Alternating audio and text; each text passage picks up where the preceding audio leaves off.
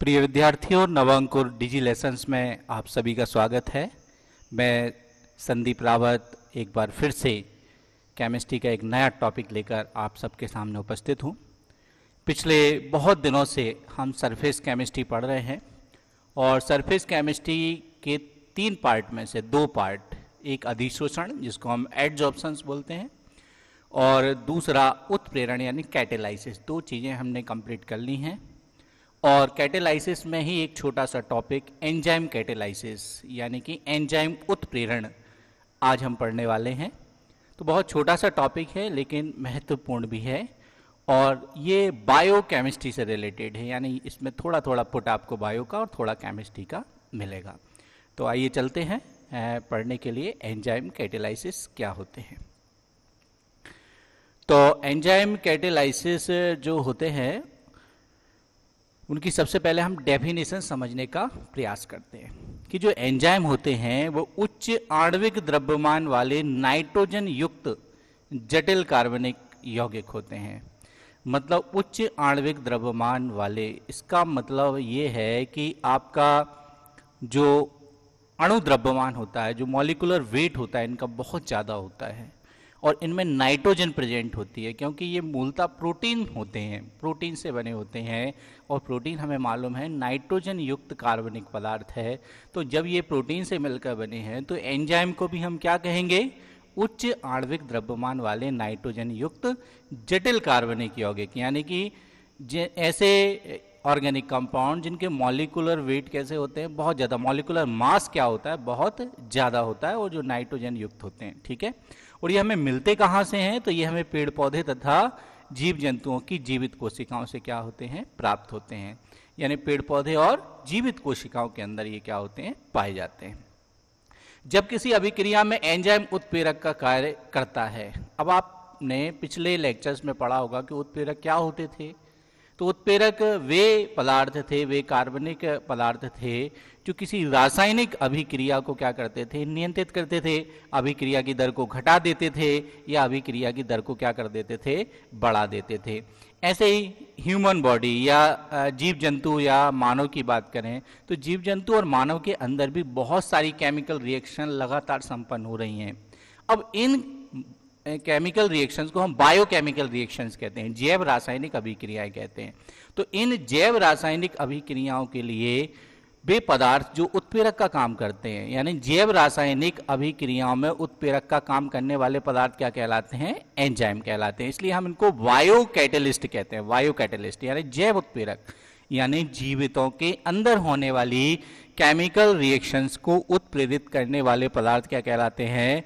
Bio catalyst कहलाते हैं, जैव उत्प्रेरक कहलाते हैं। और भी अभिक्रियाएं जिनमें हम जैव उत्प्रेरक या एंजाइम का यूज कर रहे हैं एंजाइम कैटेलाइसिस या एंजाइम उत्प्रेरण कहलाती हैं।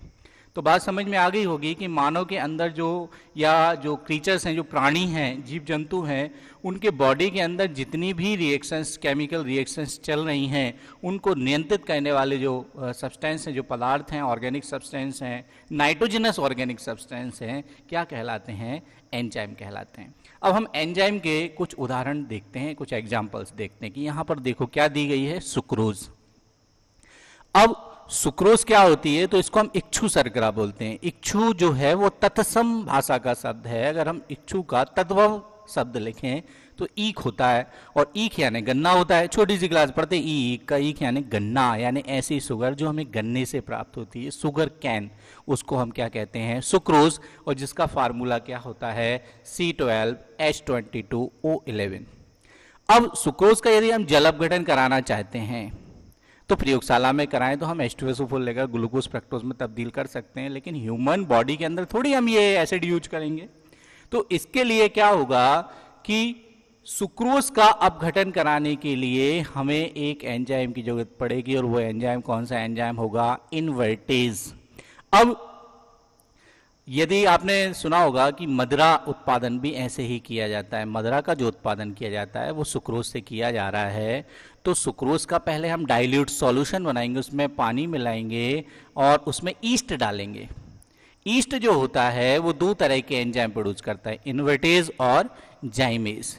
तो वो ईस्ट क्या करता है कि सुक्रोज का जो विलयन है उसके अंदर इन्वर्टेज एंजाइम प्रोड्यूस करेगा और वो इन्वर्टेज एंजाइम सुक्रोज का जल अपघटन करके उन्हें ग्लूकोज और फ्रक्टोज में क्या कर देगा, तोड़ देगा। यहां पर देखिए आप कार्बन कितने हैं, 12 थे, यहां भी कार्बन 6 ये हैं, 6 ये हैं, यहां पर हाइड्रोजन कितने थे, 22, ठीक है नहीं, और यहां 2 ये हो गए तो 24 हो गए। तो देखो आप 12 यहां है और 12 यहां है।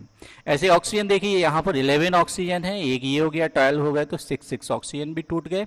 अब आप कहोगे सर ग्लूकोज और फ्रक्टोज दोनों का फार्मूला तो एक जैसा ही है, तो इनका जो स्ट्रक्चरल फार्मूला होता है वो डिफरेंट होता है। उसके लिए हम बायोमॉलिक्यूल चैप्टर पढ़ेंगे, वहां इनके स्ट्रक्चर के बारे में डिटेल बात करेंगे। लेकिन अभी जो समझने वाली बात है वो ये है कि जो सुक्रोज होता है उसका जल अपघटन जब इन्वर्टेज एंजाइम की प्रेजेंस में होता है तो ग्लूकोज और फ्रक्टोज हमें क्या होता है, प्राप्त होता है। अब ये जो ग्लूकोज है, ईस्ट ने 2 तरह के एंजाइम प्रोड्यूस किए थे, एक इन्वर्टेज और एक जाइमेज। तो जो दूसरा एंजाइम है जाइमेज, वो क्या करेगा, ग्लूकोज को तोड़ देगा और क्या बना लेगा, एथिल अल्कोहल बना लेगा, जिसे हम शराब कहते हैं, एथिल अल्कोहल, जिसे कई सारे लोग पीते भी हैं, जो कि स्वास्थ्य के लिए बहुत ज़्यादा खतरनाक होती है, लेकिन लोग इसको बात को समझते नहीं है, है ना। तो एक सामाजिक बुराई भी है। तो यहाँ पर देखो आप, जो ग्लूकोज है वो जाइमेज की प्रेजेंस में काय में कन्वर्ट हो रहा है, एथेनॉल में और कार्बन डाइऑक्साइड में कन्वर्ट हो रहा है, यानी ईस्ट द्वारा प्रोड्यूस्ड सेकेंड एंजाइम ने अपना काम कर दिया है। यहाँ देखिए आप कितने कार्बन है, 6, यहाँ भी 2 2 0 4 और 2 ये 6 हो गए। हाइड्रोजन कितने थे, 12, तो यहाँ भी देखो आप 5 2 10 ये हैं और 2 ये हैं तो 12 हो गए। ऑक्सीजन कितने थे, 6 थे, तो आप देखो 2 ऑक्सीजन ये हो गए आपके और 2 2 4 ये हो गए। तो इस तरह हमारी जो रिएक्शन है वो बैलेंस्ड है। तो कुल मिला के यदि हम इंडस्ट्रियल लेवल पर यदि हम एथेनॉल बनाना चाहते हैं तो हमें सुक्रोज का जल अपघटन कराना पड़ेगा in the presence of east. और ईस्ट 2 तरह के एंजाइम प्रोड्यूस करेगा, इन्वर्टेज और जाइमेज। और इन्वर्टेज सुक्रोज जो है वो इन्वर्टेज एंजाइम की प्रेजेंस में पहले ग्लूकोज और फ्रक्टोज में टूट जाएगा और जाइमेज एंजाइम जो है वो ग्लूकोज को एथेनॉल और कार्बन डाइऑक्साइड में क्या कर देगा, बदल देगा। तो हमारे ऑब्जेक्टिव क्वेश्चंस में ये पूछा जाता है कि सुक्रोज का जल अपघटन करने के लिए कौन सा एंजाइम, इन्वर्टेज, और सुक्रोज जल अपघटित होकर क्या देगा, ग्लूकोज और फ्रक्टोज। अच्छा, ग्लूकोज से एथेनॉल बनाने के लिए कौन सा एंजाइम, जाइमेज। तो ये ओटी आपको समझ में आ गए होंगे। चलिए अब कुछ और एग्जाम्पल देखते हैं कैटेलाइसिस के। यहां पर एक दिया है डाइस्टेस एंजाइम। तो डाइस्टेस एंजाइम क्या करता है, स्टार्च का जल अपघटन करके क्या देता है, माल्टोज बनाता है। तो स्टार्च का जो फार्मूला होता है वो C6H10O5 का होल एन होता है। ये स्टार्च का फार्मूला है। स्टार्च काय में पाया जाता है, तो आलू और चावल में बहुत ज़्यादा स्टार्च पाया जाता है। तो ये स्टार्च के हमने 2 मोल लिए हुए हैं और जल से रिएक्शन हो रही है। तो देखो आप यहाँ पर कार्बन कितने हो गए, वही 12 कार्बन हो गए, यहाँ भी 12 कार्बन है।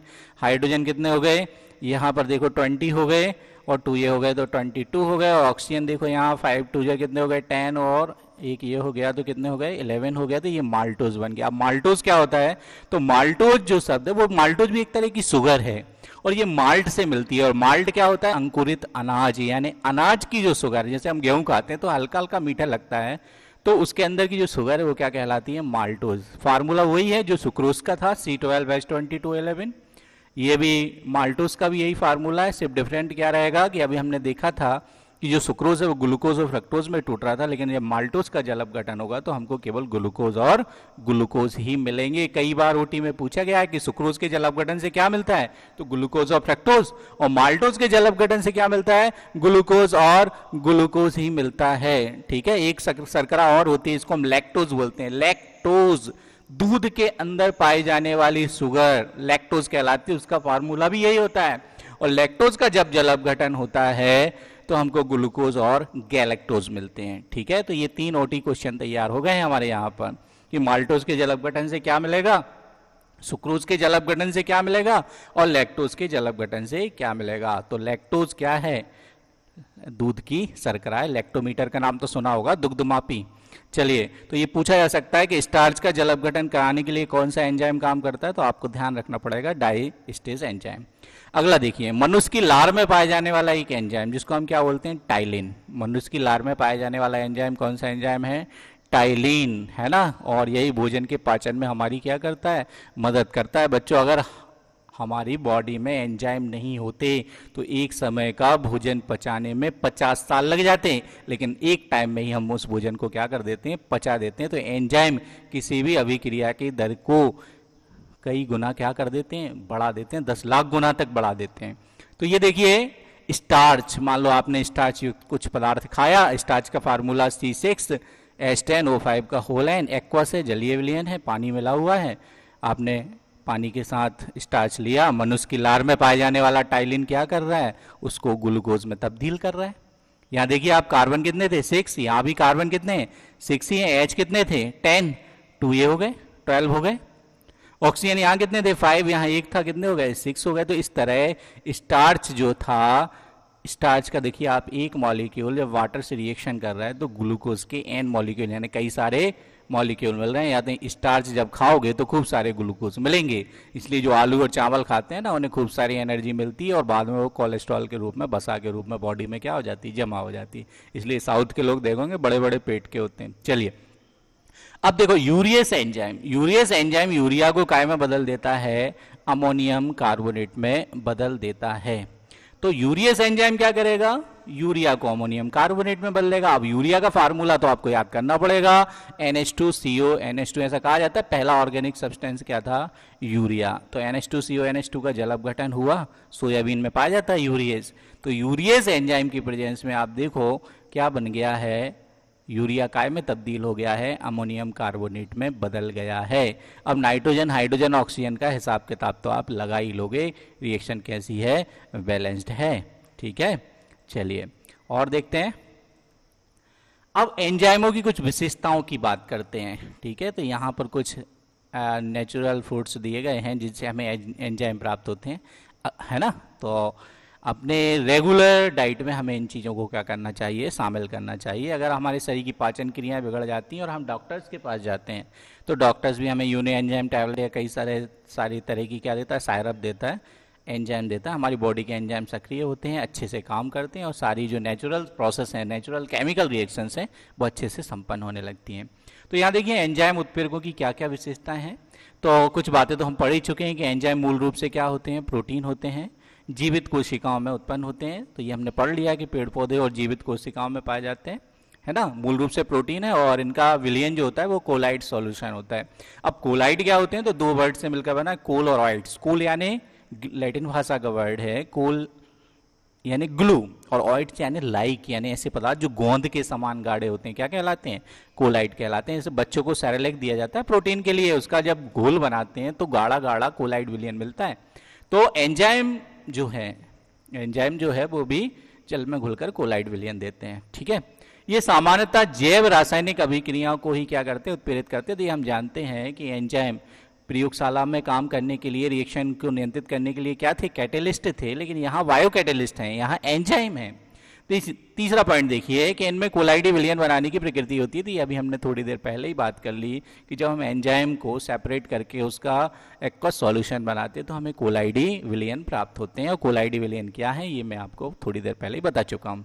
अतः एंजाइम द्वारा उत्प्रेरित अभिक्रियाएं विषमांगी उत्प्रेरण के अंतर्गत आती हैं। विषमांगी उत्प्रेरण क्या होता है, ये हमने पढ़ा था कि जब रिएक्टेंट और कैटेलिस्ट दोनों की फिजिकल स्टेट कैसी होती है, अलग अलग होती है। तो ऐसी रिएक्शंस क्या कहलाती हैं, हेट्रोजीनस कैटेलाइसिस कहलाती हैं, विषमांगी उत्प्रेरण कहलाती हैं। तो यहाँ पर यदि हम मान रहे हैं कि हमारे जो एंजाइम हैं वो छोटे छोटे सॉलिड पार्टिकल्स हैं, तो हमें मानेंगे कि लिक्विड्स आकर उनके ऊपर बैठते होंगे और एंजाइमेटिक जो रिएक्शंस हैं उनको कंप्लीट कराते होंगे। ठीक है, चलिए अगला देखें। प्रत्येक एंजाइम एक विशेष ताप पर सर्वाधिक सक्रिय होता है, जिसे अनुकूलतम ताप कहते हैं। यानी जैसे हमने देखा था कि जो केमिकल रिएक्शंस थी उनमें एरो का जो साइन होता है उसके ऊपर टेम्परेचर लिखा होता है, यानी कि वो कैटेलिस्ट एक पर्टिकुलर टेम्परेचर पर बहुत अच्छे से काम कर रहा होता है ना।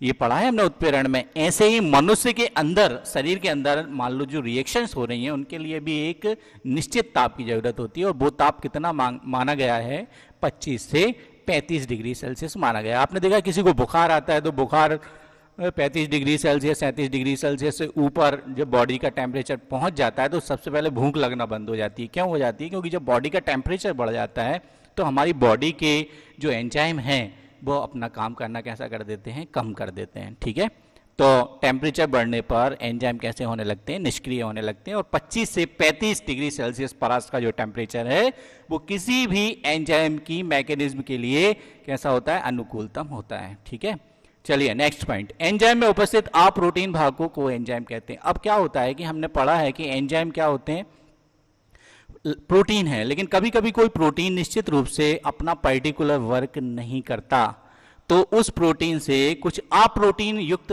पदार्थ आकर क्या हो जाते हैं, जुड़ जाते हैं, और वो एंजाइम की क्रियाशीलता को क्या कर देते हैं, बढ़ा देते हैं। यानी एंजाइम की क्रियाशीलता को बढ़ाने के लिए कुछ अप्रोटीन युक्त पदार्थ जब एंजाइम से आकर जुड़ जाते हैं तो उन्हें हम क्या कहते हैं, को एंजाइम। जैसे डॉक्टर के पास जाएंगे, कहेंगे खाना नहीं पच रहा है, वो कोई साइरप दे देगा जो को एंजाइम होगा, है कि नहीं, या ऐसा कुछ पदार्थ होगा जो आपकी बॉडी के अंदर के एंजाइम को क्या कर देगा, एक्टिव कर देगा, और आपकी बॉडी के अंदर सारी जो मेटाबॉलिज्म रिएक्शन है वो सही तरीके से होने लगेंगे और आपका शरीर पहले की तरह दुरुस्त हो जाएगा। तो ध्यान रखें कि एंजाइम जैसे उत्प्रेरक की क्रियाशीलता बढ़ाने के लिए हम उसमें कुछ अतिरिक्त पदार्थ मिलाते थे जिन्हें हम उत्प्रेरक वर्धक कहते थे, ऐसे एंजाइम की क्रियाशीलता बढ़ाने के लिए उससे कुछ अप्रोटीन युक्त पदार्थ जुड़ जाते हैं जिन्हें हम क्या कहते हैं, कोएंजाइम कहते हैं। एंजाइम उत्प्रेरक ऊष्मा एवं परावैंगनी विकिरणों द्वारा क्या हो सकते हैं, नष्ट हो सकते हैं। यानी ऊष्मा यदि आवश्यकता से अधिक है, अल्ट्रावायलेट रेस का इफेक्ट हो रहा है तो एंजाइम नष्ट हो सकते हैं। एंजाइम की उत्प्रेरकीय क्रियाशीलता अत्यंत विशिष्ट होती है। इसका मतलब है कि हर रिएक्शन के लिए एक पर्टिकुलर क्या होता है, एंजाइम होता है। यहाँ डायग्राम से आप इस बात को समझ सकते हैं। प्रत्येक एंजाइम एक विशिष्ट पीएच पर सर्वाधिक क्रियाशील होता है। पीएच से हम अम्लीयता या क्षारीयता को देखते हैं, तो आपको पता है कि ना ज़्यादा हमारी बॉडी के अंदर अम्लीयता होना चाहिए, ना ज़्यादा क्षारीयता, दोनों ही स्थिति कैसी होती है, खराब होती हैं। तो लगभग 5 से 7 का पीएच पर्याप्त तो होता है। अगर बॉडी का पीएच बढ़ जाता है, अम्लीयता बढ़ जाती है, तो एंजाइम अपना काम करना क्या कर देते हैं, कम कर देते हैं। देखा होगा कि रात में शादी वादी में गए और बढ़िया टिकिया विकिया पी ली तो बॉडी में क्या हो गया, एसिड बन गया, एसिडिटी हो गई, बॉडी का पीएच क्या हो गया, बिगड़ गया, एंजाइम ने अपना काम करना क्या कर दिया, बंद कर दिया, और उसका रिजल्ट क्या हुआ कि सुबह पेट खराब हो गया। अब देखें आप, मैकेनिज्म ऑफ एंजाइम कैटेलाइसिस। अब फिशर नाम का एक वैज्ञानिक हुआ। वैसे एंजाइम की जो खोज करता है वो बर्जीलियस है। खोजकर्ता कौन है, बर्जीलियस है। और आप देखते हैं हम मैकेनिज्म ऑफ एंजाइम कैटेलाइसिस की एंजाइम कैसे काम करता है। तो यहाँ पर आप देख रहे हैं कि ये मान लो एक सबस्ट्रेट है, एक पदार्थ है, मान लो भोजन का जटिल मॉलिक्यूल है, और ये हमारा क्या है, एंजाइम है। अब एंजाइम के ऊपर आप देख रहे हैं कुछ एक्टिव साइट्स हैं, कुछ एक्टिव सेंटर्स हैं। अब ये बड़ा सबस्ट्रेट है, इस सबस्ट्रेट को काय में कन्वर्ट होना है, प्रोडक्ट में कन्वर्ट होना है। तो सबस्ट्रेट को यानी पदार्थ को प्रोडक्ट में कन्वर्ट होने के लिए, ताकि वो हमारी बॉडी में काम आ सके, काय से जुड़ेगा, एंजाइम से जुड़ जाएगा। तो जब एंजाइम से सबस्ट्रेट, देखिए यहाँ पर्टिकुलर जगह है, ये एक्टिव साइट्स हैं, और ये क्या है, एंजाइम, ये जाकर क्या हो जाएंगे, फंस जाएंगे। तो देखो आप, एंजाइम के अंदर सबस्ट्रेट जाकर क्या हो गए, फंस गए हैं, और एक नई चीज बन गई है जिसको हम क्या बोलते हैं, एंजाइम सबस्ट्रेट कॉम्प्लेक्स। अब एंजाइम क्या करेगा, इन दोनों सब्सटेंस को देखो आपस में क्या कर देगा, जोड़ देगा। तो जोड़ दिया, प्रोडक्ट में कन्वर्ट हो गया, और एंजाइम अपना काम करके क्या हो गया, अलग हो गया। जैसे केमिकल रिएक्शन में उत्प्रेरक काम करता था कि अपना पर्टिकुलर काम करके अलग हो जाता था, वही कि मामा जी के इधर गए तो ऑटो वाला हमें मामा जी के इधर छोड़कर अपने घर चला जाता था। तो ऐसा ही काम एंजाइम भी कर रहा है। एंजाइम क्या कर रहा है, सबस्ट्रेट को अपने से जोड़ रहा है, सबस्ट्रेट को प्रोडक्ट में बदल रहा है, और खुद अपना काम करके अलग हो जा रहा है। एक वैज्ञानिक हुए फिशर। फिशर ने क्या कहा कि एंजाइम जब सबस्ट्रेट पर काम करते हैं तो एक ताले और चाबी की तरह काम करते हैं। जैसे एक ताले के अंदर एक चाबी फिट हो जाती है, ऐसे एंजाइम के अंदर सबस्ट्रेट भी क्या हो जाते हैं, फिट हो जाते हैं। और फिशर ने इस परिकल्पना को क्या नाम दिया, ताला चाबी परिकल्पना नाम दिया। वैसे ये बायोलॉजिकल टॉपिक है, लेकिन यहाँ पर चूंकि केमिस्ट्री में दिया हुआ है इसलिए इसकी स्टडी हमने की है। तो ये हमारे क्या कंप्लीट हो गए हैं, एंजाइम कंप्लीट हो गए हैं। और मुझे लगता है कि आज का जो लेक्चर है आपको पसंद आया होगा। Thanks for watching. और ऐसे ही और वीडियो लेक्चर्स के लिए आप नवांकुर विद्यापीठ गंजवासोदा चैनल को सब्सक्राइब करें। Thank you.